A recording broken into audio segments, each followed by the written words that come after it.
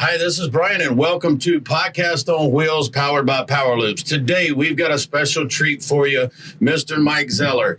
He has done over $300 million in sales. He has helped and founded over 20 businesses, helped over 100 people internationally. The one thing that he's focusing on now is rewiring the nervous system rapidly. So, Mike, welcome to the studio. Brian, excited to be here, man. Such a great setup you got, brother. Appreciate it. And Mike, we've known each other for a little while, but today we've got to chat, and I've got to learn a little more about kind of what you're doing now. So enlighten us. Yeah, so, my deepest passion, I've always been obsessed, really since I was about 19. I'm 44 now, so 25 years. I've been obsessed with peak performance mindset, and that originally started being a high school and college baseball player. I was like, hey, what's the edge that the top athletes have? And you would hear, it's the mental game. It's you're all great athletes at each level, but it's that extra edge of the mental game. And even you see like Michael Jordan, he was a phenomenal athlete, but he had that edge, the mental edge, right? And so now I really help leaders do two main things: rapidly heal trauma, PTSD, and I use the power of modern neuroscience in the sense of tools like psychedelics, MDMA, which is not even a true psychedelic, neurofeedback, NLP, IFS family systems. So I have a whole arsenal of tools in my tool belt that then I'll guide people to rapid transformation so they get unstuck in their personal life or professional life. And the second thing is wiring their nervous system for peak performance. So you see lots of times leaders, they get stuck. Something bad happens. They lose a bunch of money. Like, I lost $1 million in a season. You go through a rocky spot in your marriage, or something bad happens, and it literally can get frozen in your nervous system.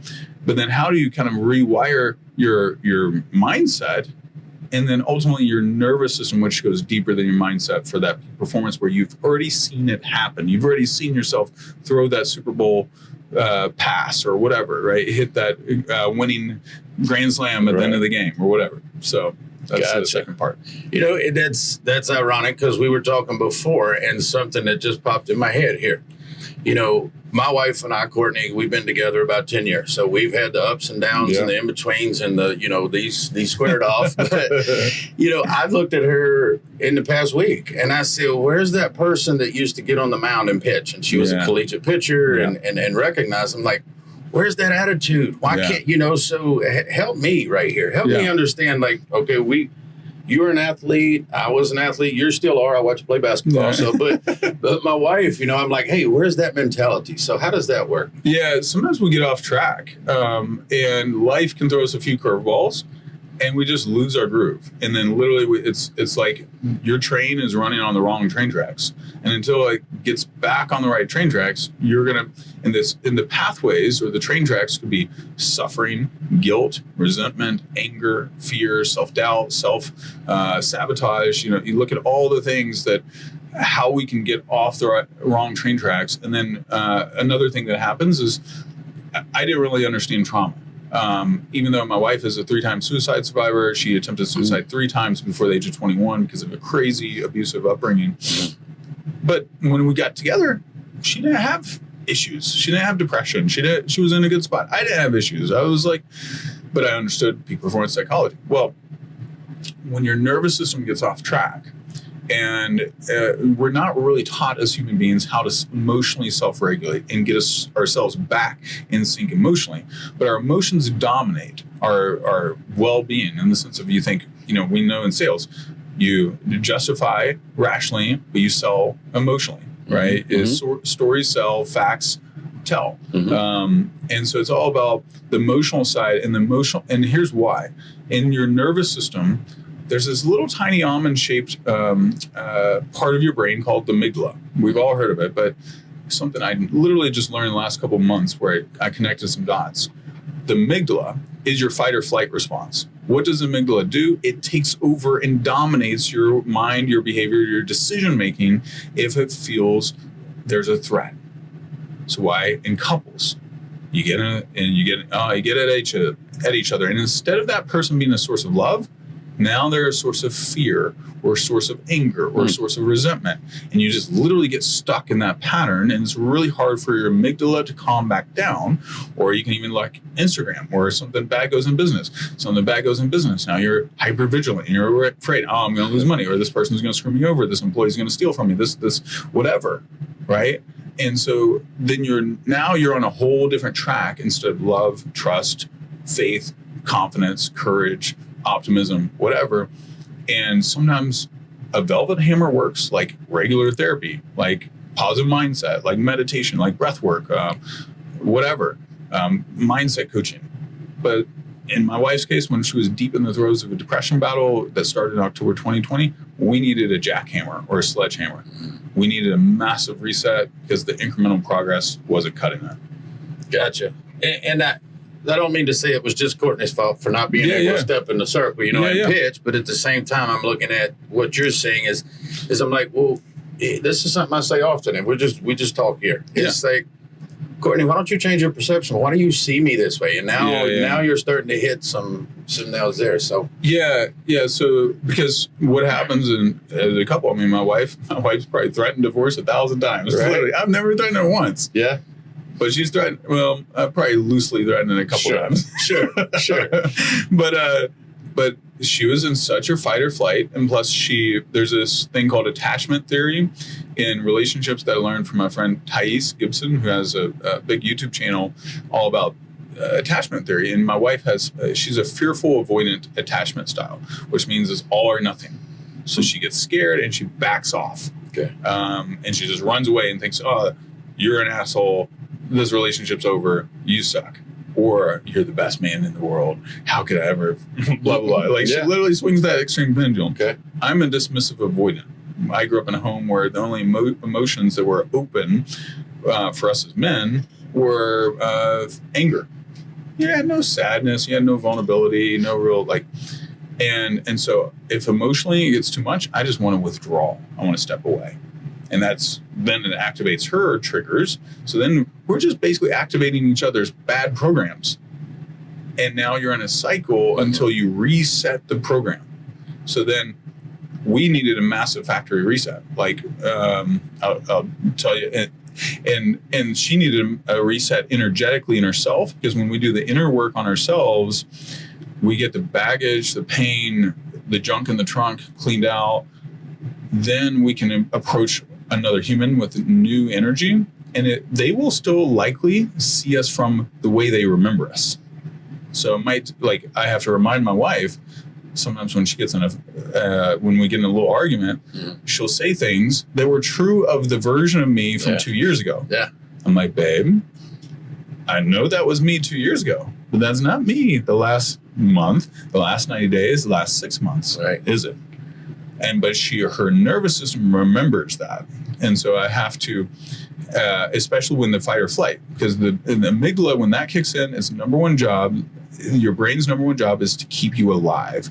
So if you're a threat, then it perceives, then it's hyper vigilant and protective, and it will start seeing everything as a threat.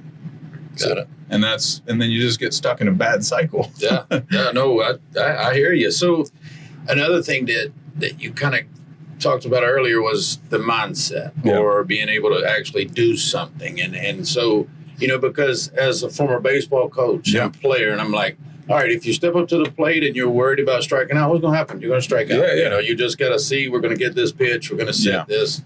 But so it's a lot more than mindset, right? You think of, since we're both into sports, do you know a guy named Ben Simmons? Yes. All right. So, the 76ers just played. He was their number one pick about a decade ago. Now he plays for the Nets. His career has continued to go down and down and down, because in the playoffs about, I think it was 6 or 7 years ago, he just flubbed it up, screwed it up at the end of the game, couldn't make a shot, missed his free throws, missed 6 or 7 shots in a row, and just totally lost his confidence for the rest of the playoff series, and has never gained it back. His muscle memory still remembers that, even if he retrains positive mindset. I see it going in. But his body, if that trauma is still there. So what is trauma? I'd never understood trauma until a couple years ago. Trauma is where your nervous system gets overwhelmed and cannot process the emotion. So it literally basically becomes frozen in your body. And until it gets unfrozen, it's there, right? And so Ben Simmons, perfect example. If I kind of hope to work with him someday, because I feel like I could get him unstuck pretty fast. But if he moves that pain and that shame and that sense of embarrassment out of his body, then he can be in a state of joy and gratitude and confidence again. But it's literally like, all right, we got these water bottles here. They're clean. They're pure, Fiji water. If I took a glass of brown, dirty water and I poured a little bit of that in the clean water, now that dirt has mixed in with the clean. And this clean water is no longer pure. And it's because same thing with our energy. If we have that suffering energy, and the more it's in there, that's why the first thing that I always do with my high achievers is we got to clean the junk out of the trunk. Let's get rid of the trauma, the fears, the doubts, limiting beliefs, stories, memories from the past, or stuff that you've accepted as true about yourself that is no longer actually true, or true about each other. Right. So when you start to work with the high achievers and these people that come in, is it, when you say rapidly, in my mind, I think, time collapse, fast forward, let's get this done. But how much pushback do you see sometimes, and you're like, oh, please, just let it, how do you get around that? So the conscious mind, and you look at the human psyche is multifaceted. And so there's in IFS modality, or in NLP, neuro-linguistic programming, one of the things we have is like you have your higher self, and then you have these different parts of yourself. Like you might, like Kobe Bryant had Black Mamba. Yeah. Beyonce had Sasha Fierce. So like they had these highly competitive parts, but then Kobe Bryant also had his soft, kind-hearted dad side, right? And then he might have his playful, spirited little boy self that he might show Vanessa, his ex-wife, right? Or his wife. Obviously he's gone now. But so you have these different parts of you, and one of the other things that happens is if you have a really bad thing happen, either in your adult life, childhood life, then one of those scared parts might be dominating and running the show. And then that part might actually create a barrier between your conscious mind and your subconscious and not allow access to create change, because it's afraid of the emotion that is overwhelming. I literally took a client a couple weeks ago. She almost died giving childbirth. And this was 15 years ago. Plus, her brother died the same year. Her brother was her closest family member. Plus, she got separated in her marriage the same year. Mm. And there's a little bit of unfaithfulness in that scenario, right? And because they were separated and all that. And it was a really dark place for both of them. And she also had 2 very significant experiences with childhood abuse. I meet her, and she's her husband's very successful. I put my hand on her shoulders. She's a little 5'1" Asian lady. And I put my hand on her shoulders. I'm like, what the heck happened to you? Yeah. And I'll say her name's Laura. I was like, Laura, what the heck happened to you? Like, because her shoulders were so tense. She was like a linebacker. Mm-hmm. And I was like, you're jacked. And she's like, oh, I had a lot of crazy shit happen in my life. I was like, oh, okay, tell me about that. I was like, and then I knew pretty well that her body was holding it in, and it was literally frozen in her body. They come up and we do a private session in Nashville. Now I use, in this case, use MDMA. MDMA is an empathogen. It's I will say, this stuff is not fully legalized. It's going to be decriminalized this year federally. But it's been used for decades in the underground for rapid healing. It's a breakthrough drug, according to FDA, because it creates, Veterans Administration is using it for dramatic results for curing PTSD and depression. And when my wife was in her depression throes, I don't have time to wait for the FDA to clear. Right. My wife was hanging on by a thread. Right. I don't have a decade to get her cured, and hope. Like, I need a solution yesterday. So, and that's part of what pulled her out of depression. So we do the session, the medicine kicks in, and then I was able to access those 5 overwhelming traumatic memories. One of which she'd actually been working on all 5 of them to some extent for 15 years. Mm. not been able to get any real headway. Just she was learning to manage and cope with them, which is basically what traditional therapy and all that. We released all 5 of those in about 2 hours. Wow. And then literally you could see it in her body. And towards the end of the day, she's like, Mike, I feel the best I've ever felt in my life.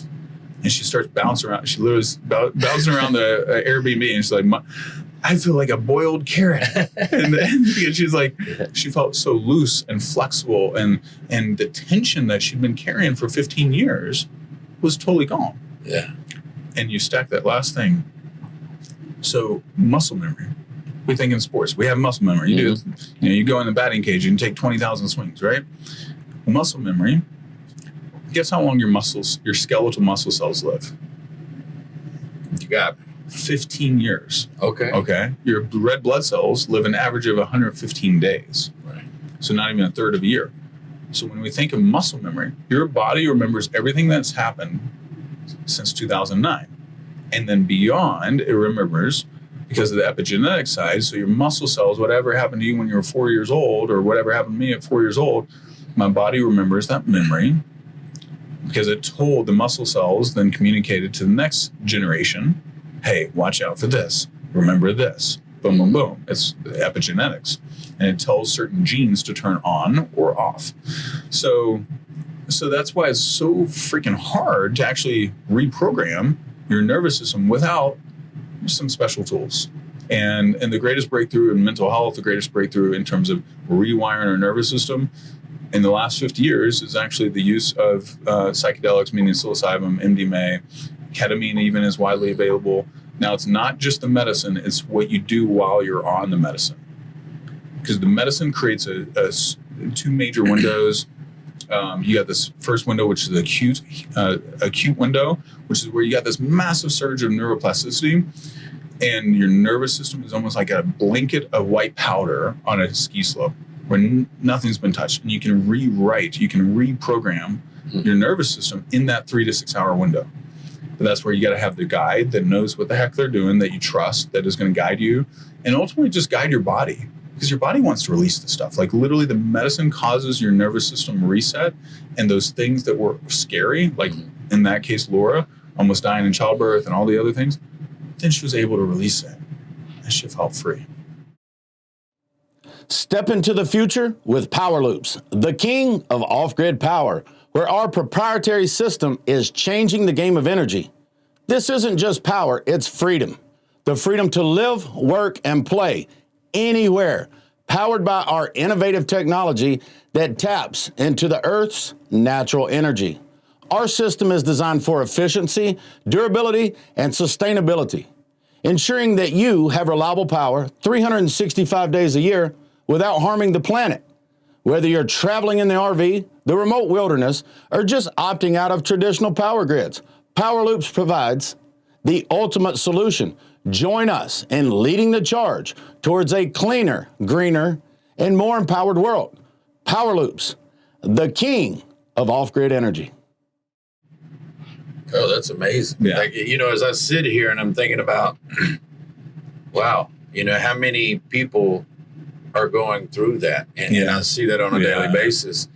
And me, it's like, okay, well, go work out, go change your mind, go do this, go do that. But in order to really let it go, because, as you go through, this is, something that I'm curious of. Now, when I meet people, and I feel like I have a good sense of understanding people. I moved a lot around a lot as a kid. I played a lot of baseball, coached a lot of teams. So I've met a lot of people, and I'm guilty of saying there's only a few people that I've met. Now they just have different faces and names, and they're the same person, the same people. Sure, so you see that. But, as you try to relay this to somebody, because I remember years ago, a friend of mine, Alan Jager, who has the J bands for baseball training and stuff, he calls me from California to Alabama, and he said, hey, well, we're going, when you get your team together, we're going to have breath work, and we're going to lay down, and we're going to vision this, and we're going to try to. I said, bro, if I walk into a locker room in Alabama and tell guys to lay down and breathe, they're probably going to tell me to find another job. Like that. We got to go work. We got to do that. So as now and understanding what you understand, again, it's people want to let it go. They want to release it, but the medicine, the different things, you said to have somebody guide you. Yeah. Because a lot of people are going to try to do stuff on their own. Yeah. So how does that, how would they set up something to have a guide to do that? Yeah. I mean, the medicine, first disclaimer, MDMA, psilocybin, got to make sure the sources are very pure, because the medicines are really powerful, but sometimes if you don't have a great source, they can mix other substances in. So, and obviously it's not legal in many states. It's legal in some states, but check your jurisdiction. Secondly, make sure the guide is really well trained. They know what the heck they're doing. They've sat with the medicine. It has which to sit with the medicine means they've gone through the journeys. They know how the medicine is going to affect you, so they can calmly and guide you to like in psilocybin. We had a journey where my wife, I had a wave of grief come from my dad. My dad grew up in World War II Germany. So talk about ancestral trauma. 1940 was when he was born. Saw the bombers flying over. Saw the Jews walk through the streets after the war was over. Literally saw the Jews as a 5-year-old walking through the streets, seeing these gaunt, tiny, skin and bones. The Allied soldiers would come in and have dinner, insist upon his family feeding him dinner. And they were anti-Hitler, but they also were trying to survive. He remembers having a picture of Hitler hanging in their house in the back closet. So if the Gestapo came in, which they did every month, they could avoid going to prison. And, but they would, his dad would lead the police in and show them where the picture is, and then they'd go out. And, but, they wanted to survive. But my dad had that suffering energy, and I felt it leave me in December 2022. And literally I came to the end of that evening, at the end of the night, came to my wife. I was like, babe, our season of suffering is over. That same evening, she had a journey where she connected with her higher self, and her higher self, she was suicidal at the time. Mm-hmm. She did not want to live, did not want to be a wife, did not want to be a mom, did not want to be on planet Earth, was very despairing. Same exact evening, I'm having the wave of grief. I literally wept in the middle of the session.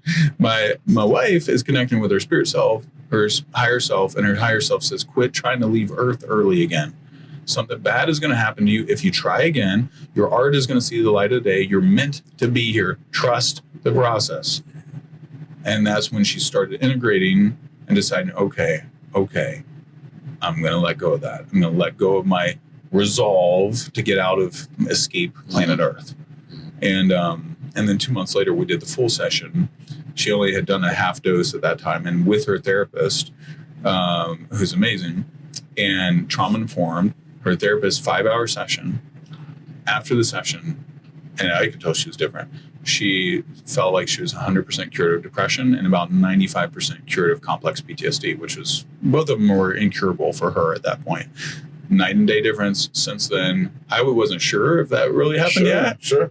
Because our daughter would trigger her overwhelm and send her in panic attacks and send her in depression just by crying. And she's a toddler. Yeah. Right? They're going to cry. Well, the next day, our daughter had an 18-minute temper tantrum meltdown. I was like, my wife laughed versus before, literally 2 nights before, a 30-second cry had sent my wife into a 4-hour depression spell with a hangover the next day of depression. Mm-hmm. She laughed and she was in a state of joy. Mm-hmm. And I was like, oh, is this going to stay? Sure enough, it stayed. We're 14 months in now. Totally good. Wow. And then that gave us the ability to also start resetting in our relationship, because she had let go of junk. I had already, let go, and I had to let go of more stuff because I had resentment towards her for the suffering and all that we went through for a couple of years. Sure. But yeah. So, and as you're helping people in how long have you been doing what you're doing now? Where did you start as far as the coaching? Yeah, the coaching, I've coached entrepreneurs since 2016. So really about 8 years. I've coached 450 entrepreneurs and leaders so far. And this deeper work that I'm doing now, which is a little more on a deeper factory reset on the nervous system, I've been doing it about a year. Awesome. But it's just a new tool that I've added to the toolbox. Because as I've heard you on other shows, it's like, okay, well, once we get to this level, Mm-hmm. We want to get to the next level, or we want to raise that. So you're leading in a way of, okay, well, we're here now. I got to level up so that I can level my people up so that you can keep evolving. So kind of explain that to us. Yeah. Us as leaders, we're the lid in our organization and entity. So, and it also energetically, vibrationally. So something that I didn't understand. I understood the rational and pragmatic piece of things. Like, I got a master's degree in leadership, and Christian leadership. So I ministry, church background was my world, but I didn't understand the energy side. But the energy side is even more deep and even more important. There's this guy, Dr. David Hawkins. Have you heard of him? He wrote Power versus Force. And I have heard of it. Yeah. And another book called Letting Go. And he has a scale called Maps of Consciousness, which is, if you go at the very top, is like enlightenment, peace, love, joy, all those things, acceptance. The very bottom, the lowest energy vibration is shame. So when we were in the depression funk, my wife was in a deep, deep state of shame and guilt. Because then she's like, I feel guilty for not being a good mom, a good wife, blah, blah, blah. And so she was just stacking low suffering, like deep suffering. And then what do we do? What do we get in marriage? Right? Like, you suck. You did this. And we're throwing shame and guilt at each other. Yeah. And then we feel guilty for throwing shame and guilt. And then like you're just literally in a state of suffering. And you get on that vibration of suffering. And you go law of attraction and all that. And even why Apostle Paul says in Philippians, finally, brothers, think 4:8. Finally, brothers, whatever is true, whatever is noble, whatever is excellent, whatever is praiseworthy, think of such things. Or in Galatians 4:4, he talks about the fruits of the Spirit: love, joy, peace, patience, kindness, goodness, gentleness, self-control. There's no guilt there. There's no shame there.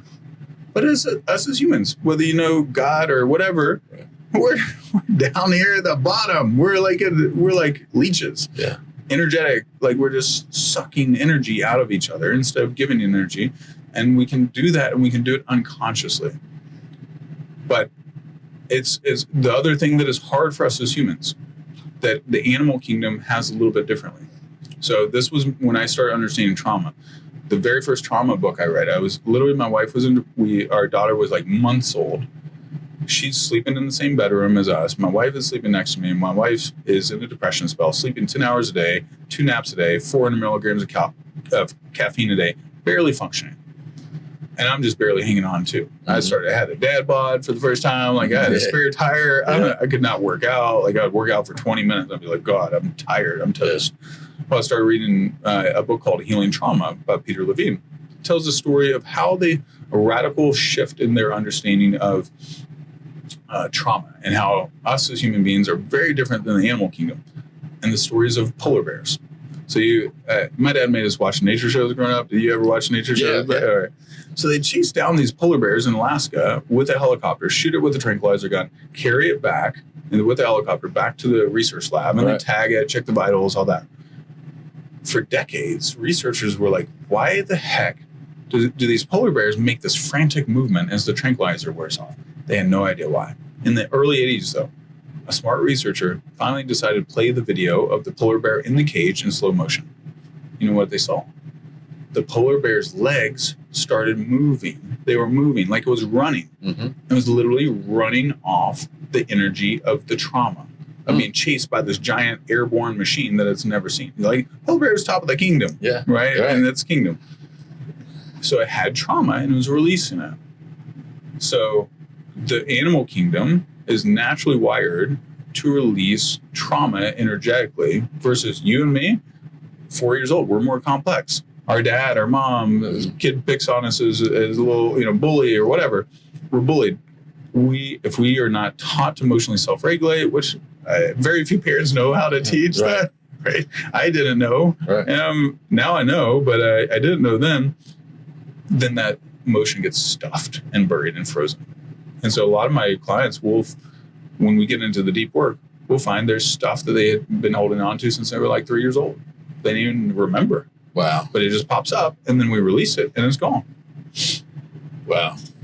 And when they experience that success, because I hear some business coaches and things, they say, well, we have to talk about the monetary side. We have to talk about these other side. But when you truly are able to release that, tell us some of the success stories or financial, like that, because at the end of the day, it's like numbers and sales and business and where we're at. So what happens there? Well, so let's go right there. I love that question. So fear has a very low vibration, scarcity. Like I have a client right now. She is she's made $180,000 every year for a while. She's got some money blocks, and she's got some trauma around money, and she's got some beliefs around that. So she has a little bit of a fear of scarcity energy stuck in her body. We haven't done the work yet. I was talking to her earlier this week, and her name's Nicole. And until that energy is released, literally it's like going to be dead weight. It's like a plane trying to fly and strapped to the aircraft carrier. And I have another client. She just came in last week. She owns a mortgage company. She owns a bunch of real estate investments and a few other ventures. And we released a lot of trauma in our private session. And then we did a Zone of Genius day after that. During that process, just her self-worth soared. She let go of that low self-worth that was causing her to allow other people to take advantage of her, to put herself in bad positions, make poor financial decisions. And she sends me a text almost every day since she's been back. She's like, Mike, you won't believe what happened. You might, her alter ego, we found her alter ego is Cynthia. She's like, Cynthia has really good boundaries. Yeah. People are standing up straight when Cynthia is interacting with them. Nice. And so it's meaning her vibration, because you get what you tolerate in life. So she has shifted her energetic acceptance. Like if you think of Michael Jordan, he demanded excellence from himself and his teammates. What he tolerated, he demanded the best. So Cynthia is now demanding the best, which means she's already stopped accepting things that were not paying her money and things that were beneath her skill set, her worth, and all that. Just in 4 days, being back at work. It's Thursday. We did our session Friday and Saturday last week. Yeah. She's got a massive opportunity in her business right now, but she was being taken advantage of and didn't have enough self-respect because the wounding that she was dealing with in her partnership, that now that has shifted. And this guy is her partner is worth $100 million. And that is shifting that whole relationship. Then is shifting the nature of the other relationships and the romantic relationships that she enters and how she interacts with her kids. So she's healing also her family side because she chose to heal herself of that trauma and that crap that was lodged. Right. Yeah.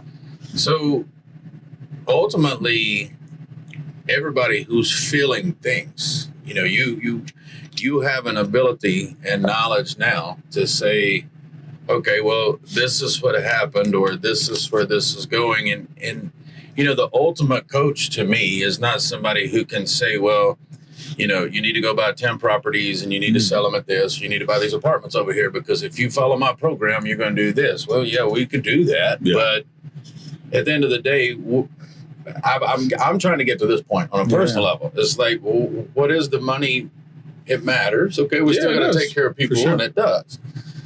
But is that the ultimate peace? Yeah. Is that the ultimate happiness? No. And I've had that conversation with my wife recently. It's like, okay, out here in the world, people see the studio. They see us traveling around. They see the show. Yeah. But it's like, when we go back and shut the door at the house. Yeah.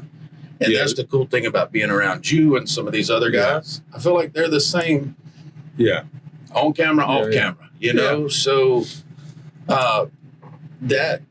maybe you can say a little bit more about that. Like, how do you put all that together? Here at Smith Financial Services, we take care of small business owners, 1099 contract workers, and their families. We know insurance can be rough if you're a small business owner, so we are here to make things easy. Visit our website, smithfinancial.services, to learn more. Well, I would add, I think we all have our journeys and our struggles. And like I would say where my wife and I are at, we definitely had a really dark 5 years. Okay. It was not easy. And it looked better on the outside than it was on the inside. And I was vulnerable with some stuff. She was vulnerable with some stuff. Now we're in a beautiful spot. Like, and she will say she's the happiest she's ever been. Our marriage, our heart connection, our love for each other is so much deeper. We've let go of a lot of, like, I'd say almost all, if not all, of the resentment and the bitterness is gone, which allows us to not be communicating with extra baggage and extra energy. And then we're also creating from a state of love and joy instead of a state of suffering. It takes a lot of grind and grit to build a business, to build a great marriage or family through grind and grit when you're dealing with the extra weight. So we don't have that extra weight anymore.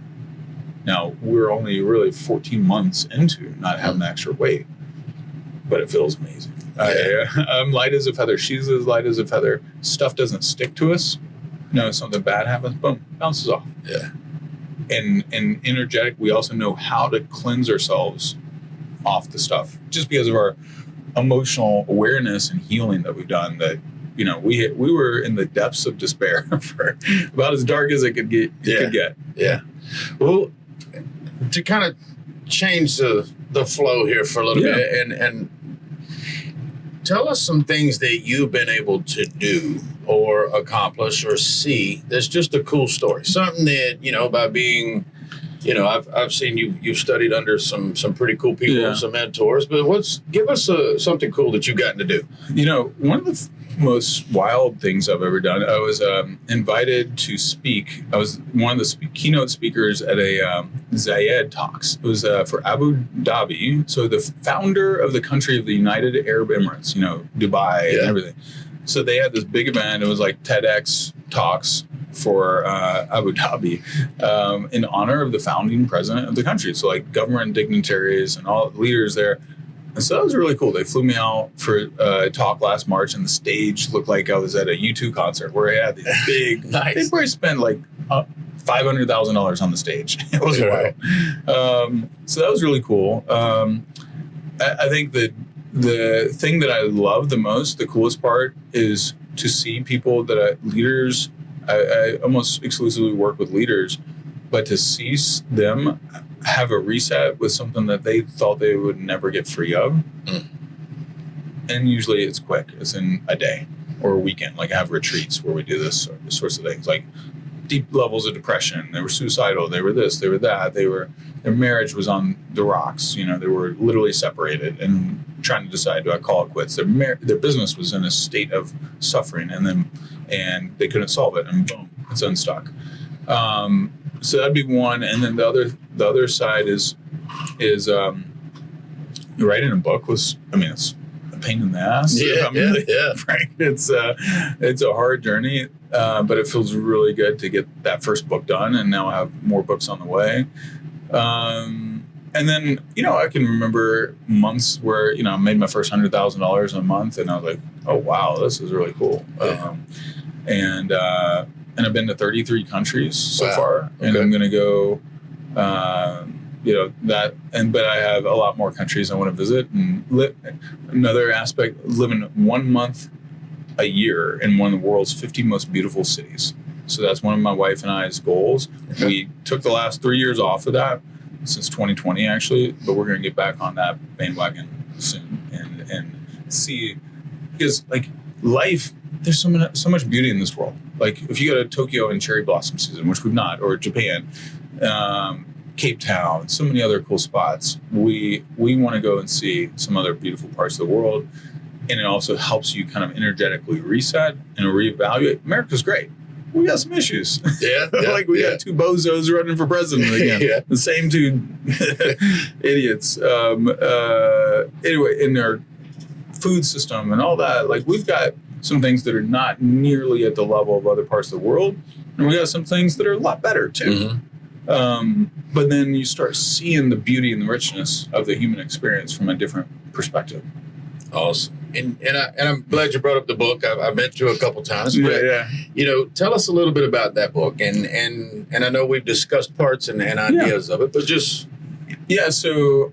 early in 2016, I remember I was coaching a very talented leader named Mike Zeller, and he's one of the smartest marketers in the e-com space, arguably in North America. And I was coaching him and mentoring him, I was like, hey, he's a lot different than some of these other guys that I was mentoring. And he was asking for advice for next steps in his career. And I was like, you know what? Ultimately, everyone is different. Everyone has 4 main key. I started systematizing, hey, what are the data points? Unique abilities would be one. So everyone has different skills, different strengths, different weaknesses, but let's gather the information on that. The second part, defining life experiences. Like you have a lot of baseball in your history. That's what drew you to Courtney. She's softball. We have a sports background, right? Light sports are really a pivotal moment for me because of the toughness, learning from failure, all that. I really appreciate sports.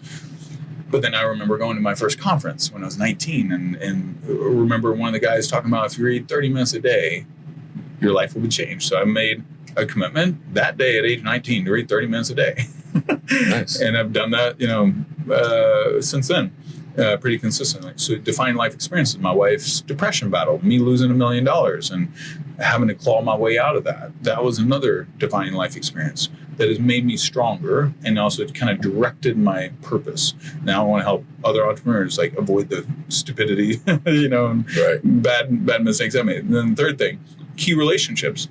Who do I already naturally have relationships with? Like you have a different subset of relationships in the baseball space that I have, and obviously in Alabama and other things. So there's clues in the relationships, and then who brings you life versus who brings you death. Like there's people and groups of people I don't really want to spend time with. The fourth thing is your values and passions. So that's basically the book is the most complete. I outline and break down the process for gathering the deepest wisdom and insight on who on earth you are, what on earth you're meant to do, by mainly going through those 4 areas, breaking down like things like trauma and belief barriers and limiting stories that might be handcuffing you from you showing up at your fullest and best as well. So it's the most complete process ever created in that. So one question that keeps popping in my head that I think this is more for me, and I hope you guys get something from this. How do you continue to do it, man? How do you wake up every day and go, I can be this person? Yeah. Good question. One of my mottos is progress over perfection is my obsession. Okay. So if I'm making progress every day, and that helped me pull through my wife's depression battle. It's like, I'm learning a little bit more about the nervous system, about trauma, about the brain, how the nervous system works, about how to heal trauma. I was like I remember I listened to about 150 podcasts in a short season, read 12 books. I was watching documentaries. I was like, I got to find a solution because this is crippling us. But it gave me hope that I was learning a little bit more every day, that I'm going to figure this out. And, when I played baseball, I was like, I'm getting my swing's getting a little bit better. My fielding's getting a little bit better. And my reaction's getting whatever. And business, same thing. It's like, I'm learning a little bit more about marketing, about sales, being more good people like yourself. I'm like, so just looking for the progress is the biggest thing, but also making sure that I'm deeply aligned.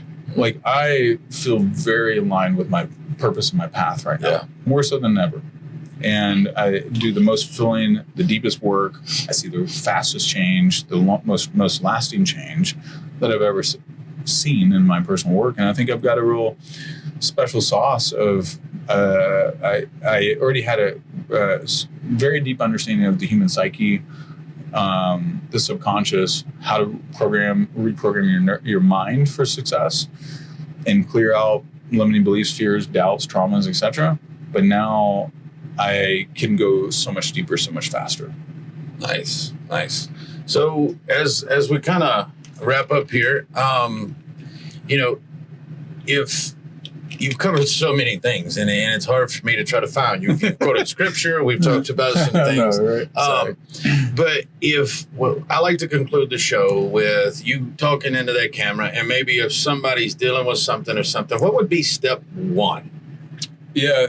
So first thing on the mental health PTSD journey, if you're a dude, us as guys, we just kind of try and grit it out. And it handcuffs our marriage, handcuffs our businesses, handcuffs just who we show up as a dad or whatever. If you're a parent, reach out to me. I will have complimentary consultation. I'll point you in the right direction. It's a big passion of mine, and I am very deeply committed to helping anyone get unstuck in that way and finding a solution that works for you.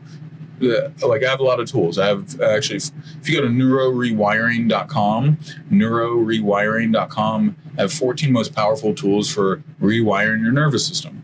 Psychedelics and MDMA are the most powerful from my experience, but they're not the only tool, and not every tool is right for everybody. So there's other stuff that might feel more appropriate for you.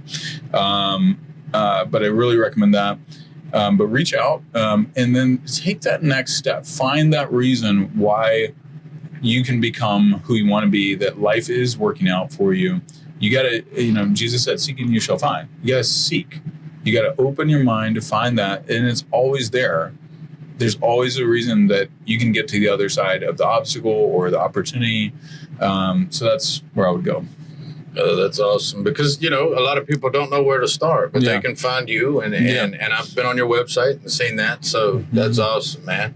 Mike, pleasure having you here today. Yes. Thank you, and thank you guys for watching another show of Podcast on Wheels.